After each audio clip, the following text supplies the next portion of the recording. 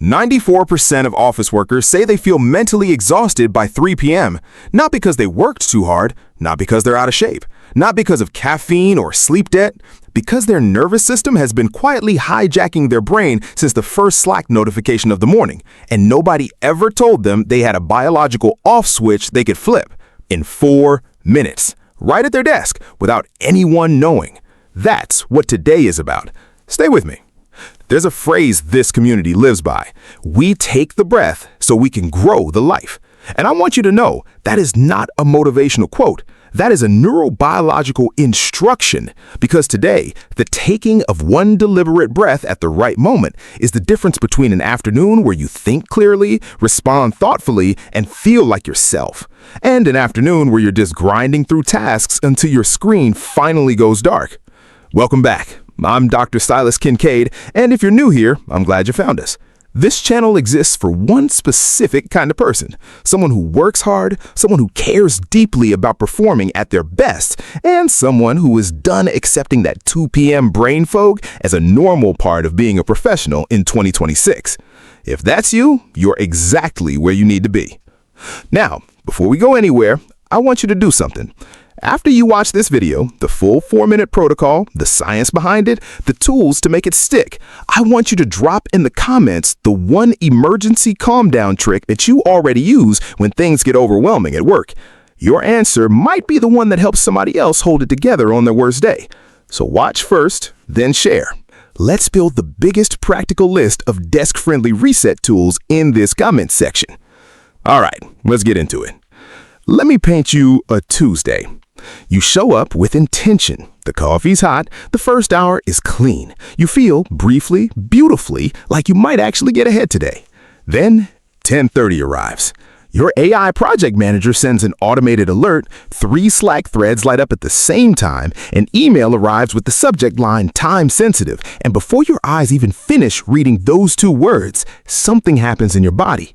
Your chest tightens, your jaw locks, your shoulders pull up toward your ears without you asking them to.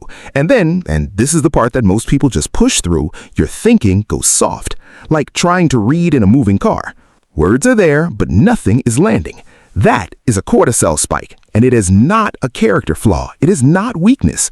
It is a sign that you're struggling more than everyone else around you. It is your 200,000-year-old nervous system receiving a 2026 signal and doing exactly what it was built to do. Here is what nobody in your workplace is telling you. That sequence, notification, spike, fog, is not random. It's a cycle. And when you don't interrupt it, it compounds. Each unresolved spike makes the next one land harder. Most people don't know this. They just notice that by Wednesday, they feel exhausted in a way that a weekend doesn't fix.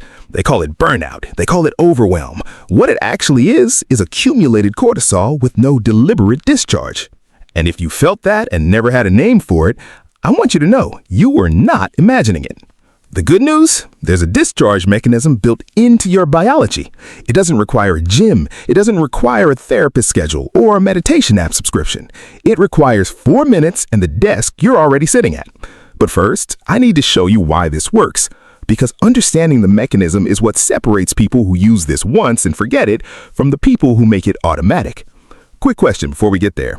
What is the one specific trigger, one email subject line, one Slack ping, one type of message that makes your chest tighten the fastest?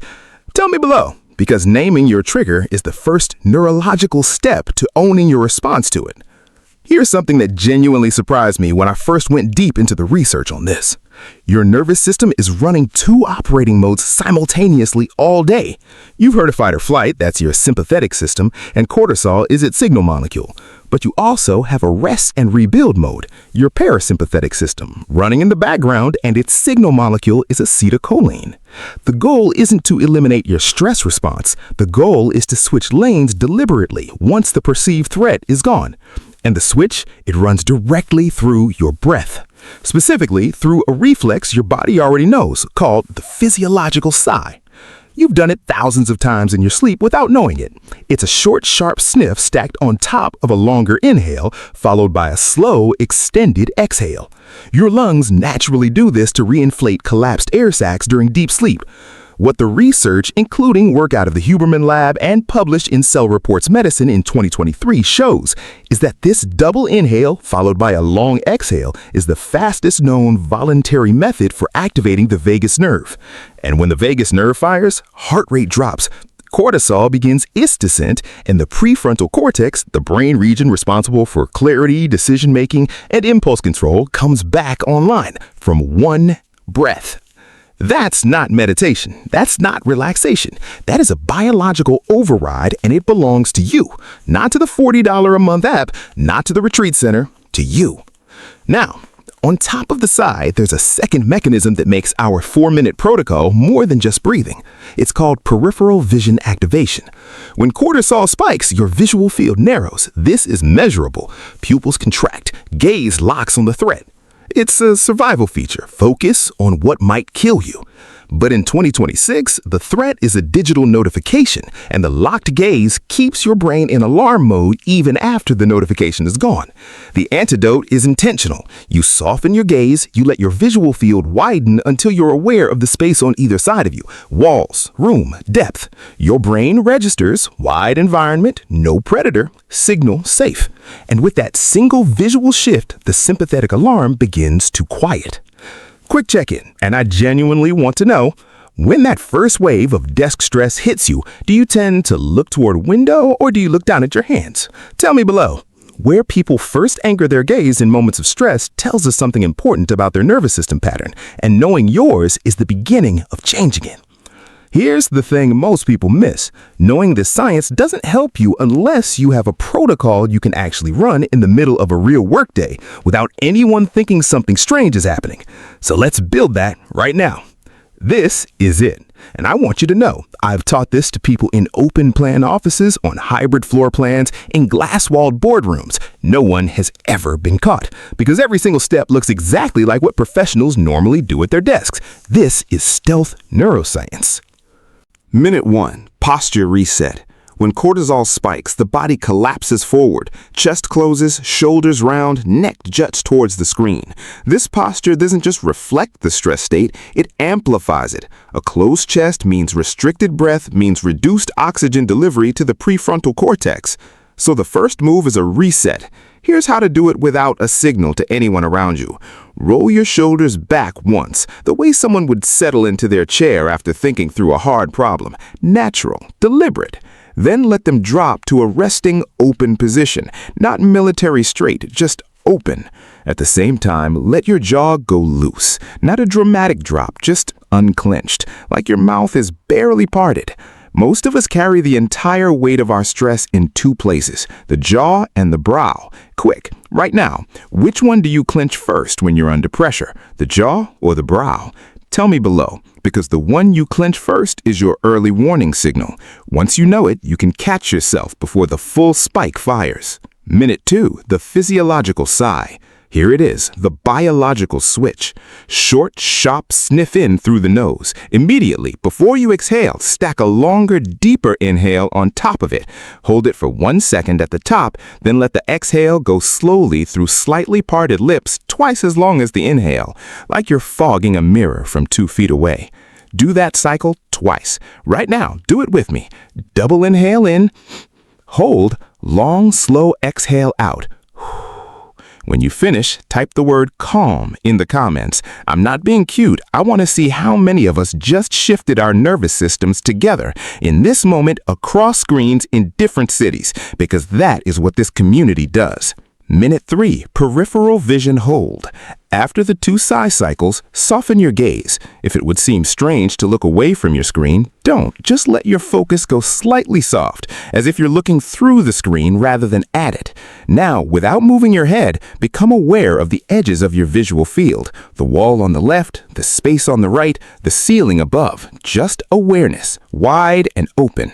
Hold this for 30 seconds. It is longer than it feels. Most people break at 10. Stay. Your brain is receiving the safety signal it needs. Wide environment, open horizon, no threat in the field.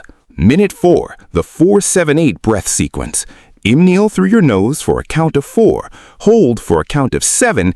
Exhale slowly through your mouth for a count of 8. One full cycle, approximately 19 seconds. You'll complete 3 full cycles in this final minute. By the time you finish, heart rate variability measurably increased, cortisol descent begun, prefrontal cortex re-engaged, and you will feel it. Not dramatically, not like a retreat, like a volume knob turned down 2 notches, enough to write the response you actually mean, enough to be the version of yourself your best work requires. That is the 4-minute protocol. That is the reset. And here's the most important thing I can tell you about it. It works whether or not you believe in it. Because it's not about belief, it's about biology. Your body cannot argue with a vagus nerve signal. It can only respond. Now I want to go one level further because the internal 4-minute protocol is your foundation, but the environment you run it inside can either support it or fight it. And in 2026, we have tools available to us that make the foundation even stronger. These are the ones our community, tens of thousands of people who've been using as framework, swear by most. Cold water. This is the most underrated, most portable, most immediate pattern interrupt available to anyone on Earth with a water bottle. Not drinking it, pressing it. Cold against the back of your neck for 3 seconds or against your wrists. The sudden temperature shift activates your mammalian dive reflex, the same mechanism that allows free divers to slow their heart rate below 30 beats per minute underwater. You are borrowing that biology. It takes 3 seconds. Nobody sees it. Targeted audio environments. Brown noise, not white, not pink, specifically in the 40 to 50 hertz frequency range, has shown up in multiple peer-reviewed studies as the audio environment that quiets the default mode network without inducing fatigue. Pair that with binaural beats in the low theta range, 4 to 7 hertz, through earbuds, and you're creating an audio signal that coaches your nervous system toward regulated calm between protocol cycles. You can run it all day. It is invisible. It costs nothing. A physical anchor object. This is the one we don't talk about enough. Many members of our community keep one small object on their desk, a smooth stone, a specific pen, a carved wooden piece that they pick up only when they need to regulate. Over time, the tactile specificity trains your nervous system to associate that object with calm. It becomes a conditioned safety signal, a physical cue that says we are shifting now. Here is what I want from you. What is the one object on your desk right now, not what you think you should say, what you actually reach for in a moment of overwhelm, that you would pick up first in a moment of overwhelm? Tell me in the comments, because I can guarantee that your answer will help someone else find their anchor. That is what this community has always done. We learn from each other. Here is the thing about the 4-minute protocol and every tool I've just shared with you. They work reactively. Feel the spike, run the reset, recover. And that is genuinely valuable. That is how you survive Tuesday at the desk. But what we're actually building here together is something bigger.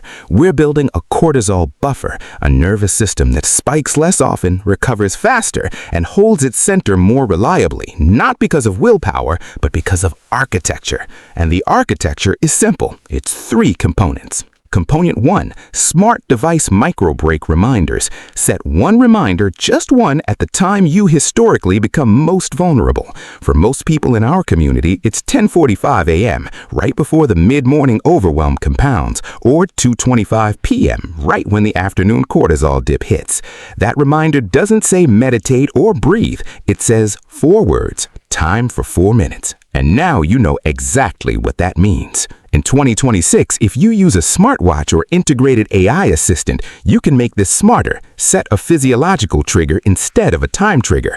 When your heart rate variability drops below your personal baseline, your device fires. It doesn't wait for the clock. It responds to your body. Your device already has this data. You just have to tell it what to do with it. Component 2, post-spike hydration. After a cortisol spike, even a minor one, your body has burned through electrolytes. Plain water is adequate, but a coconut water or a simple electrolyte tablet dissolved in cold water rehydrates your cells faster and supports the neurotransmitter recovery that follows sympathetic activation. Your post-spike body just ran a biochemical sprint. Treat it accordingly. Do you have a go-to hydration ritual or electrolyte brand that's made a real difference? Drop it below. Let's crowdsource the best options for our community stress kit. I'll compile the top recommendations in the Community tab. Component 3, Habit stacking. The fastest way to make the 4-minute protocol automatic is to attach it to something you already do every day. Every time you pour a second cup of coffee, 2 cycles of the physiological sigh before you take the first sip. Every time you end a video call, 1 4 7 8 breath before you open the next tab. Every time you send an email that made your heart rate rise, 30 seconds of peripheral vision hold before you move to the next task. You are not adding habits to your life. You are upgrading the transitions you're already making. Those gaps between tasks, that's where your nervous system either resets or accumulates. You're choosing reset. And now, the most important question I'll ask you today. What is one specific micro-break time slot you will commit to protecting this week? Not a goal, not a wish, a time. 10:45 a.m., 2:15 p.m., right before lunch. Write it in the comments, and then, and this matters, reply to someone else's comment and tell them you see their commitment. When we name it, we make it real. When we witness each other's commitment, we make it stick. That is what this community is for. I want to tell you something I don't always say out loud. Early in my career, before I understood any of this science, I thought stress tolerance was a fixed trait. I thought some people were just built to handle the pressure and some people weren't. And for a while, I was quietly convinced I was in the second group, that the exhaustion I carried out of every high-pressure week was just the cost of doing serious work. The research changed that for me completely, and I wanted to change it for you. Your nervous system is not a fixed architecture. It is plastic. Every time you run this protocol, instead of white-knuckling through a spike, you are laying down a neural pathway. Every time you take the breath, instead of absorbing the cortisol hit, you are making the next spike slightly smaller, slightly shorter, slightly easier to recover from. This is not a quick fix. This is a direction, and every breath you take on purpose is a step in that direction. The version of you that doesn't get eaten alive by a 2026 digital workday isn't someone different from who you are right now. It's who you become when you stop treating survival as the standard. You didn't come here to just get through your Tuesday. You came here to grow something with your life, and that growth starts with one breath, taken deliberately, taken with intention. We take the breath so we can grow the life. That's my take. If this gave you something real today, something you can actually use the next time that chest tightening shows up, consider subscribing. We put out new science-backed tools every week built for exactly the kind of work life you're navigating. The button is right there. And if you want to go deeper, the next video is about deep work recovery, the science of coming back stronger after a bad focus day. It might be the most practically useful thing I've ever put out. It's already filmed. I'll see you there. Drop your comment, read someone else's, reply to them, and I'll see you in the next one.